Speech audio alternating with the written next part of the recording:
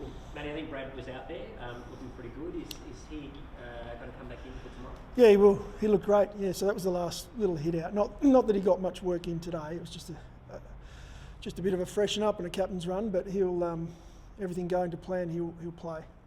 Daniel in the same position. Sorry, is Daniel And the same? and Daniel the same. Yeah, he's had a great week on the track after being quite sore for a few weeks. So it's nice to have those guys back in and both really keen to get a result.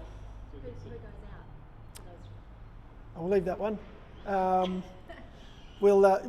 I can say Butts is not going to play, and that's through injury, unfortunately, after his debut. He was a little bit sore, so we're going to leave him out. But the other one I'll just leave for now, if that's okay.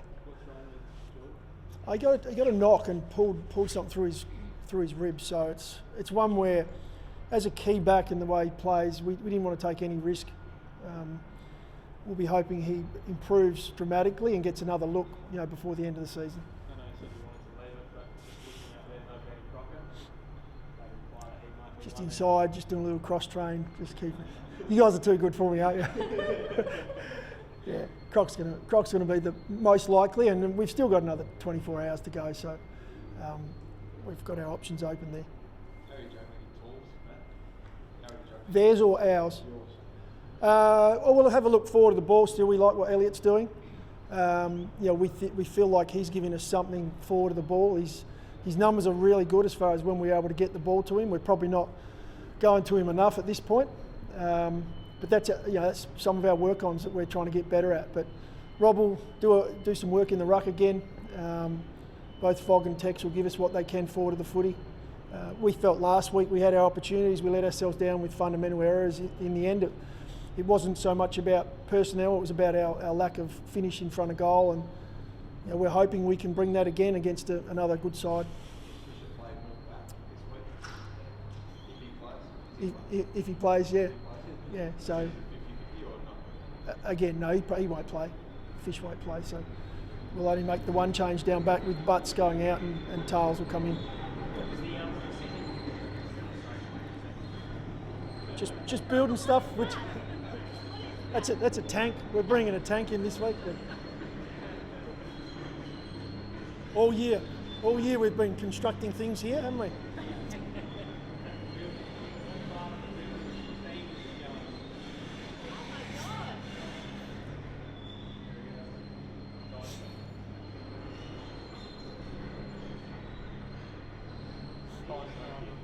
Alrighty, here we go. Sorry. Rory Atkins was obviously one that sort of came out from last week. Were you shocked and or otherwise when that all sort of came about, or was it just the age of year being there? What's an interesting way to put it? Yeah, I wasn't shocked, no, but Rory and I had very open dialogue right throughout the season around a number of areas, just where we're heading, the values we have, the way we play footy. So no, I wasn't shocked. In the end, I love the way Rory goes about his footy, the way he is around the club. Yeah, he's given great service to his footy club, played over 100 games. So to lose a character of his standard, that's disappointing. But as you said, that's where footy's at the moment.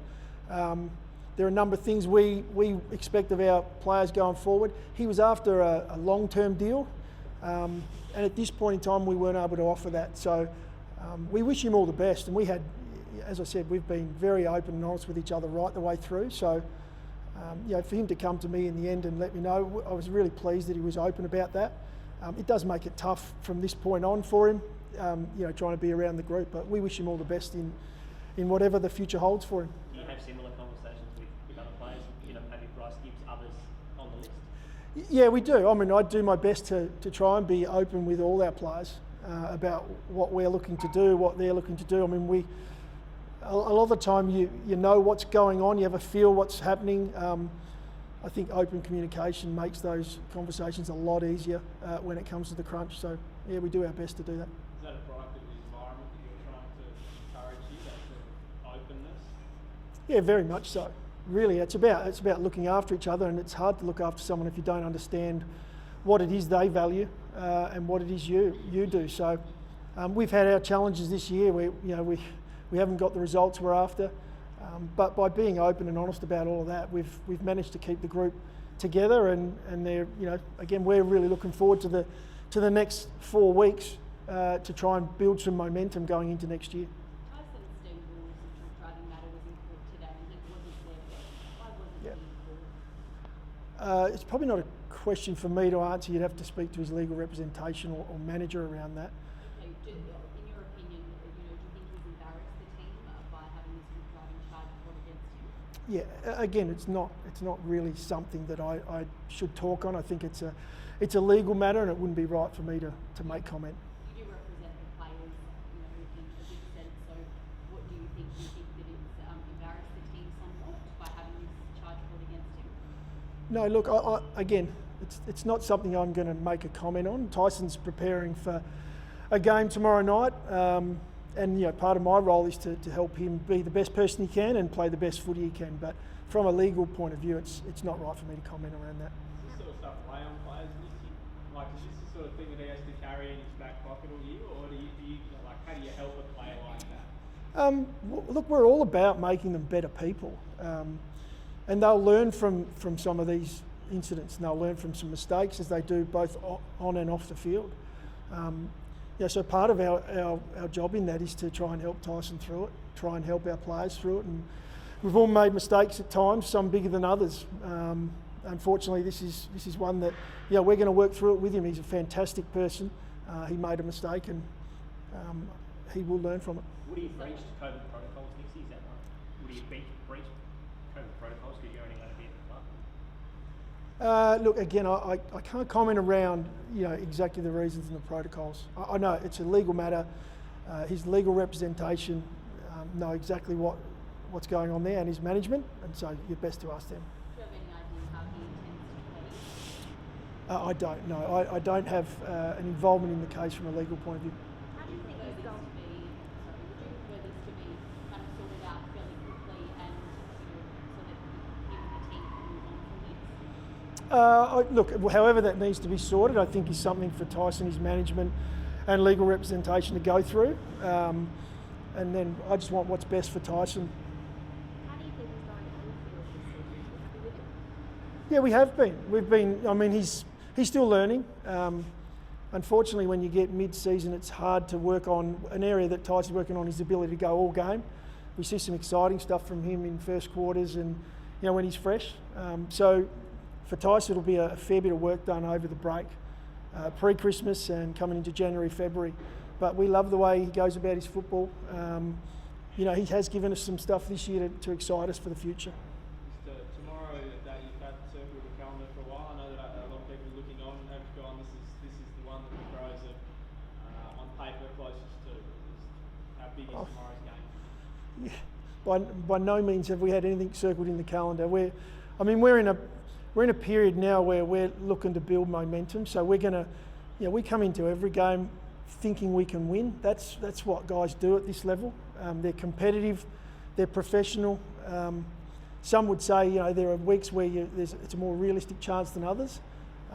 But we're not going to change anything. We'll go in this week and try and continue to develop our game. We felt last week against probably one of the most informed sides in the comp, we were able to play for periods in there where we looked like what we want to look like. We came off at each break looking each other in the eye and feeling like this is what we want to see. So that's our goal again. And if we can do that over the next month, then hopefully we're able to get one of the results we're after. You get that sense from the players that they feel that they're getting closer to being a very competitive AFL side? Yeah, and I don't know how many times I've said it, but you're never that far away. Same way you're never that good. So I know we can turn it around really quickly. Some of our younger guys haven't experienced that yet. Some of our older guys know it and know that we're not far off. At the moment, from a numbers point of view and from the stats, and we look miles off. But we know it's not going to take much for us to turn things and just get a result here or there. And that's part of this momentum. We're really keen to finish the season off well. We've got a couple of guys coming back with quite a bit of experience under their belt tomorrow night. So the group will take some confidence out of that. We just want to start where we're up against a side that started really well the last few weeks. You said you had a chat with Brad just to talk Yeah. Was there any suggestion that he wasn't in line with any of those? Oh no, look, they're ongoing conversations with every player on our list, and the challenge with it is to do it consistently, week in, week out. That's what we're looking for. And values are an intent. Values are a style that, you know, some games you're going to have opponents where they don't allow you to do that, and it's challenging. So we know at the top level, every player is going to be faced with some of those challenges. So by no means is it a one-on-one conversation only with one player. This is something we talk through with a lot of the group. Did Rory have any issues with those when you talk about it, just to get it clear, so specifically a deal-based decision from him, and not that he wasn't in line with where you want to go? Yeah, I mean, no, not at all. It's not one area at all. As I said, every player's working through how to become a better footballer, and everyone's got a slightly different view on that. But where we're heading, we're asking our players to really nail some 3 key areas and a couple of overriding ones. Ladies, sorry, ladies. You want one? No, you go, Liz. I was just going to say, how do you think you match up against Hawthorn for tomorrow night? Well, look, you feel like you match up well against most teams if you're able to get the game on your terms. They've got some fantastic individual players. They're a great team. They're well coached. Obviously, you know, one of the best coaches in the game, and most experienced. So there are challenges in this one. They've got some players in good form. McAvoy's marking everything. So we're going to have our challenges in the game. We know that, but if we get the game on our terms, who knows?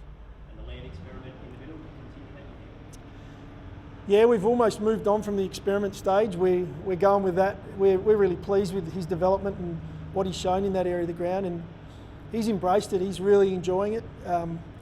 He's a little more banged up than usual, where he plays that loose across half back, but he's really enjoying that, and it's a challenge that we'll just keep putting in front of him. Have you enjoyed the longer break?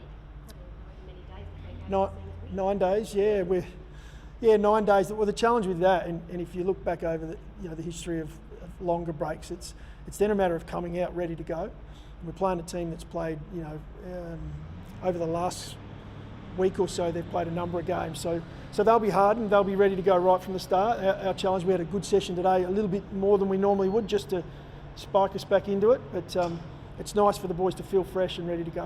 Maybe just on player movement, Scott Camporelli came out this morning saying we should look to move on some players, Kyle Hartigan, Riley Knight, and Galucci, a couple of the players you mentioned. What are your thoughts on that, and is that something you're looking at the end of the season? Yeah, well, I mean, it's interesting. We're constantly looking at improving our list. Whether that's moving players on, we have players who come to the end of their contracts. We've got a draft that comes up. We still don't know the detail around the draft yet, exactly how that's going to work and run through. And we'll be reasonably prominent in that draft, obviously off the back of what's been a disappointing year. So there's a number of things we're looking through, but ultimately it's all about improving and getting better. That comes then down to personnel. It comes down to off-field. What are we doing with our staff? With our people. Whether we develop from within. So it's not for me to make comment at this point on what we're doing. But yeah, going forward, we're about getting better. Lindsay, can I just ask one on Rory? How do we get the best out of a bloke who's obviously had such an injury-interrupted year? Do you think he's getting to a point where he can play at his best again? Sloaney? Yeah, very much so. Yeah. What I've loved about Sloaney is the way he's worked off-field.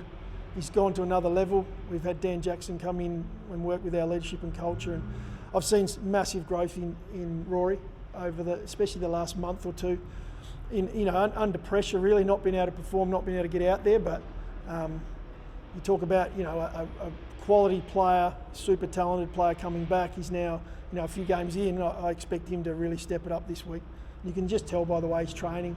He's leading that midfield group at the moment, so it's exciting about hopefully what we see this next 4 games.